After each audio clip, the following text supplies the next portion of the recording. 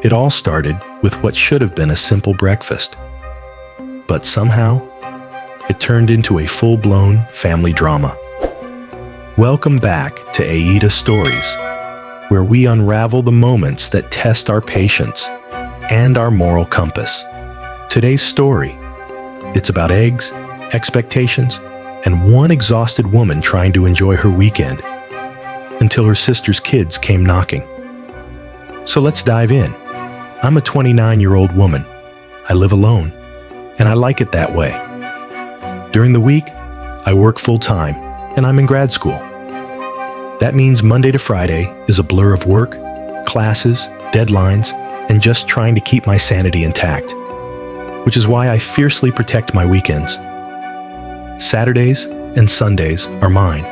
I sleep in. I rest. I do absolutely nothing productive if I don't want to. It's how I survive the grind of my life.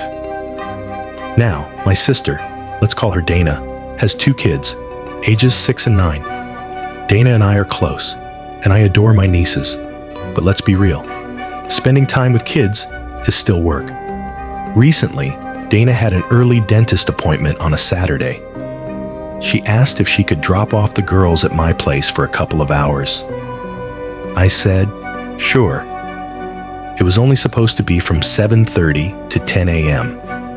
I figured they'd bring their tablets, maybe watch cartoons, and chill while I sipped coffee. But what actually happened? Total chaos. They arrived already cranky. One of them had lost a sock. The other didn't want to wear a jacket. Dana gave me a frazzled smile, handed me a diaper bag, even though both girls are potty trained, and dashed off. Within 5 minutes, the girls were asking for snacks, then water, then juice. Then they spilled the juice. Then they fought over who got the pink blanket. I tried to breathe through it. It was fine. I could manage for 2 hours. Then the older one asked, "What's for breakfast?" I told her, "I didn't make breakfast. You guys can have a granola bar or some fruit." Apparently, that was the wrong answer. She said, "But Mommy always makes us pancakes on Saturday." The younger one chimed in, "And eggs, and toast." I blinked. "Sorry, sweethearts. I don't usually cook breakfast on weekends." Cue the tears. Now, to be fair, they weren't sobbing. But the disappointment was loud and dramatic. Pouting, crossed arms, grumbles about being hungry. I offered cereal. I offered oatmeal. They refused both. At this point, I could have made pancakes. I had the stuff, but I didn't want to. I hadn't had my coffee yet. My hair was a mess. I was in a giant hoodie and mismatched socks. So I said no. I turned on Disney Plus, put on Frozen, and gave them apple slices and crackers. They survived. Dana came back at 10:15, late by the way, and asked how it went. I was honest. They wanted pancakes. I didn't cook. They had some snacks and watched TV. Dana looked confused. "You didn't feed them a real breakfast?" I said, "I'm not their mom. I didn't sign up to make pancakes." She laughed, not in a funny way, and said, "They're kids. You could have just made a quick breakfast."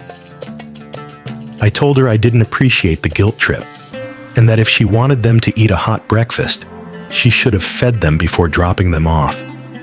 She scoffed, grabbed the girls, and left without saying goodbye. Later that night, she texted me, "Thanks for watching the girls. Sorry they were a burden." I replied, "They weren't a burden, but I'm not a short order cook." No reply. AITA? I didn't think I was doing anything wrong. I didn't scream at the kids. I didn't neglect them. They had food. They had entertainment. They were safe and warm. But now I'm wondering, was I being cold? Let's break this down. From a cultural perspective, especially in America, there's a fine line between being the cool aunt and being expected to play mom when needed. There's a growing awareness around boundaries. especially among millennials and Gen Z. The idea that just because you're family doesn't mean you're obligated to parent someone else's kids, even for a few hours, is gaining traction. And let's not forget, labor is labor. Cooking for kids, even something as simple as pancakes, isn't just flipping batter. It's cleanup, it's timing, it's managing chaos while hot things are on the stove. If you're exhausted, that's a lot to ask, especially without a heads up. Now, Dana might argue that a hot breakfast is standard care, that it's part of basic hospitality, especially when dealing with children. But then again, she's the parent. She could have made pancakes before the appointment, or at least packed them, or dropped the kids off with a full belly. Instead, she assumed the OP would just fall into mom mode. That assumption? That's where the tension starts. Let's talk about expectations versus agreements. OP agreed to watch the kids. That's it. She didn't sign a contract to recreate their Saturday morning ritual. She didn't agree to play chef, maid, or entertainer. And yet, Dana expected all of the above. Unspoken. This is how resentment brews in families. It's not about the pancakes. It's about the unspoken job descriptions we assign to people without consent. You're the aunt? Be fun. You're the sibling? Help me out. You're free that morning? Make breakfast too. It adds up. And for people who are already stretched thin, like our OP, who's juggling work and grad school, every little favor starts to feel like another unpaid internship. Now, from an emotional angle, it's fair to say kids can be fragile. Routine matters to them. Pancakes on Saturday might be their little pocket of joy in a chaotic world. So yes, their disappointment is valid. But disappointment, mistreatment. No one was hurt. No one was hungry. They just didn't get what they wanted. And that's okay. In fact, it's a valuable lesson. Life won't always deliver pancakes. Sometimes you get crackers and frozen and a grumpy aunt who's doing her best. And guess what? That's still love. Here's where the inspiration comes in. This story isn't about food. It's about boundaries. It's about standing your ground kindly when your cup is already empty. It's about realizing that love doesn't always mean doing everything for everyone. Sometimes love is saying, no, not today. And sometimes it's realizing that saying no doesn't make you selfish. It makes you self-aware. Now, my personal take, OP, you did nothing wrong. You showed up. You kept the kids safe. You gave them snacks, cartoons, and shelter. You didn't yell. You didn't snap. You just didn't make pancakes. And for that, you got passive-aggressive texts and a dose of guilt. Not cool. If anything, Dana owes you an apology. Not for the kids. They're just being kids.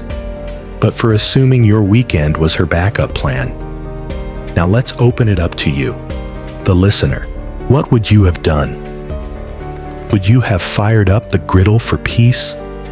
Or did OP do the right thing by drawing a line? Drop your thoughts in the comments.